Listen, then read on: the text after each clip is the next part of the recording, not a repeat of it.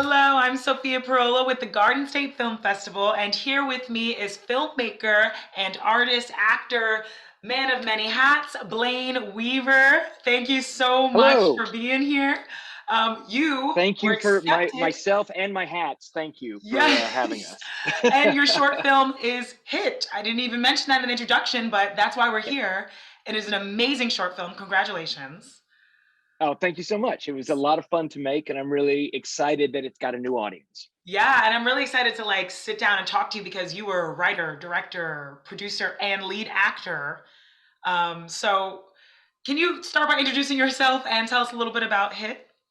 Sure. Again, with all the hats, right? Okay. So my name is Blayne Weaver. I live in Los Angeles, California. I'm from Bossier City, Louisiana, originally, and I'm a writer, director, actor, producer guy. And that's kind of how this film came about. Is my very good friend, collaborator Rob Senska, who is a cinematographer.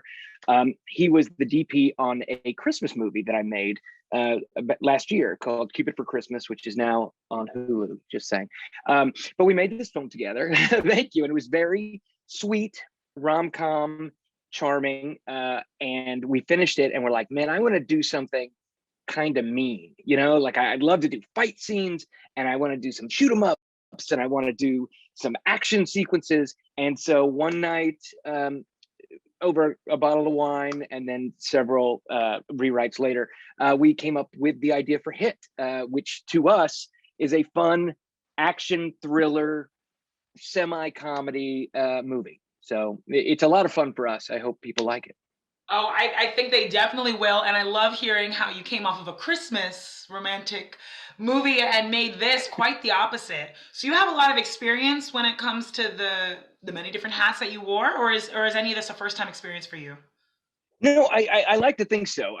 I started out as an actor. I was a like teen actor guy, and I wasn't getting the parts that I wanted. So I started writing, and I wrote a movie called Manic that got made, and I got bumped from the main part to a supporting part. So Joseph Gordon-Levitt could play the main part, which is really annoying, but Oh he's great. man. So if you're going to be replaced by Joseph Gordon-Levitt. Right. But that movie is called Manic, so that was my first screenwriting gig. And then I didn't like the direction of that movie, so I directed a movie after that. So since then, I've done whatever I can. Sometimes I'm just directing, like with Cupid for Christmas, and sometimes I star in it. I did a feature called 6 Month Rule and a film called Cut to the Chase, both of which I played the lead. And when you do something like that, when you direct and act in it, it's just so important to have a team, which is like Rob Senska, who's for the first time producing on Hit. Normally we work as a team, as like director, cinematographer, but this time he's producing. But even if he's not producing, I tend to listen to him when it comes to my performance, what I'm doing in front of the camera. It kind of takes a village to deliver a movie where the director is also in front of the camera. Wow, that's exactly what my next question was going to be is how do you successfully go about being a lead in something that you're directing? And I guess you have to have a good crew around you and a good assistant director. For sure. Well, we didn't even have an AD on this. That's not true. That's not true. We had a nice team of people, a producer, Rob, the other actors. We're all friends, right? We made this in my hometown of Shreveport, Louisiana, Wow. and so I had got to pull from all of these great relationships that I'd had for years. I mean, my mom was in charge of craft service. The older gentleman who's in the first scene is Richard Fulmer, who was like a mentor to me when I was a child actor.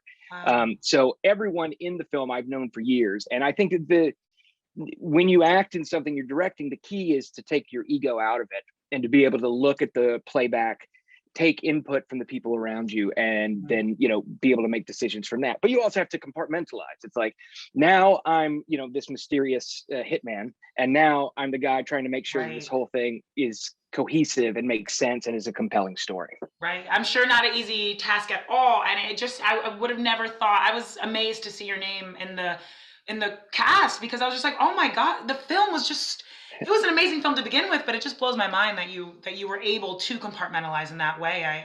I commend you on that. One of the Well, things thanks. And about Another thing that just about that real quick is like, because we wanted to make something fun, and when you're doing a short film, it's obviously independent, and you don't want anybody to get hurt. So something that I've done a couple of times in movies that I've acted in is I put me being the one getting brutalized the most. So if anybody gets hurt, it's me, which is a fun thing to, Smart. in a fight scene or something, saying, okay, if somebody's getting thrown, it should be me. So throw me, and because I Blame know I won't yourself, and you see. can't sue yourself. It seems like a really smart idea. Can Exactly. we talk about the action in this Sure. film? Like, how did you go about those sequences? There was a lot of really intense, cool fight stuff in there. How'd you guys do Well, that? thanks. Like we wanted it to be, 15 minutes of, wall to wall what we want in this movie, like whether it's a fight scene or a love scene or a shoot 'em up or, hopefully some smart and snappy dialogue. We just wanted to cram in everything that we could. So that meant a couple of fight scenes, that meant bringing on an armorer for the weapon usage and stuff. And the fight scenes are just fun. Like, I really enjoy that kind of thing. I did a movie called Cut to the Chase not too long ago, where it was an action thriller, and I've just been craving it ever since. It's so much fun when you are working with professional, smart people who also have fun doing it. I got to have this giant fight with Logan Sledge, who's an actor that I've worked with many times. And I can't spoil things that come up in the movie, but there's another great fight that I've been looking forward to filming, and we just had a blast.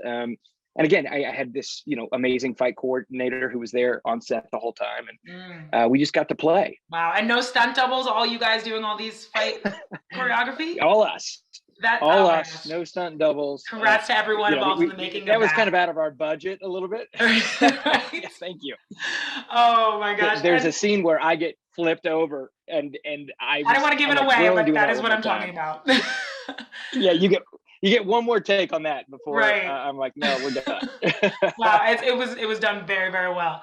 And another thing that I loved, besides the story and all the action packed, was the way it was filmed, like the lighting and just the shots. Like, it was just a gorgeous. You could watch it in silent. I just think it's a gorgeous film. Talk to me about the crew, the DP, like who was involved in making this film as beautiful as it is. Yeah, my producer Rob Senska was director of photography, and he's very, very talented with color, with lighting. We had a gaffer on set who was fantastic. Jeremy Spring is his name. But the great thing about the way that Senska and I work together is that I'm very, because I come from writing and I come from acting, I'm very hands-on with the actors, with the text, with the performances. And Senska comes up from lighting, so he's very all about painting filling this frame and making it beautiful. So we work really well hand in hand on that. I make sure that what's being said is interesting, and he makes sure that it's pretty. That's a wonderful, wonderful partnership, great collaboration. And you for obvious reasons, were accepted at the Garden State Film Festival. I love the Garden State Film Festival. How did you hear about us? What does it feel having hit into this festival, the 20th anniversary here? I'm very excited about it. We actually were in it last year, the year before, with another short film that I made called Ghosted, and I heard about it through Heather Britton O'Scanlan, who is a actress, producer. She's fantastic. But we knew each other in Los Angeles back in the day, where we were both struggling actors, and auditioning and stuff like that. And so we've known each other since we were in our early 20s. So it's just very cool to, I see her on Facebook on the red carpet. I'm like, what's that? And she's like, what movie are you working on? Have you submitted it? And so we go back and forth a lot like that. And, but it's so much of this business is just, if you work enough, if you create enough, you build this great group of connections and collaborators and whatnot. And, I haven't stopped working since I was 15 years old. So I know somebody in every state that I can, reach out to about making a movie or a film festival or whatever. But that's how this came about, was just like, old friends, new connections, making art. Wow, I love that, and I love Heather, and it's so wonderful to have this at the Garden State Film Festival. It's obvious that you are so much experience and are very, very talented in what you do. I'd love to ask you advice for other filmmakers who want to accomplish what you have done in HIT and just in your works in the past. Yeah, well, I think the biggest thing is just to keep making things. We live in a great time right now where you can grab your little computer and you can go, make Mm-hmm. something. Mm-hmm. And trying to make something compelling and interesting and beautiful, with your phone is great practice. But also, you make these contacts. If you're not good at something, reach out to somebody who is. And building those connections. That's what it's all about. And you make art and you bring on a team that's going to help you make the best art you possibly can. I Makes you better love at what you that. do. Yeah, absolutely. And I mean, I just want to commend you again on what you have done in this film. It is beautiful. It's an amazing story and a beautiful visual art piece. And you have wonderful actors in it. And just, I'm so excited for audiences to see Hit because it's a great film, one of the many that are in this lineup. And congratulations. I Um, appreciate that. of course, Blayne, and let me tell everyone how they can watch Hit. It'll be streaming, of course, virtually, but also at the Asbury Hotel in Asbury Hall in the film block 8:15 to 10:30 p.m. Saturday, March 26th. So, Yeah, are you gonna come from LA or are you gonna I'm watch it going to try online? to. We're still trying to make it happen. I'm not sure yet, but I'm Okay, hoping. fingers Knock on wood. crossed. All right, hopefully Yeah, Heather will make sure you get here too, and we'll see you here. You can she meet is already Blayne. pressuring. Okay, good. Good. I'm on to that pressure. You should definitely make it. I know people are gonna love Hit, and it's just great. So thank you, Blayne. Congratulations on all your work, and especially in Hit.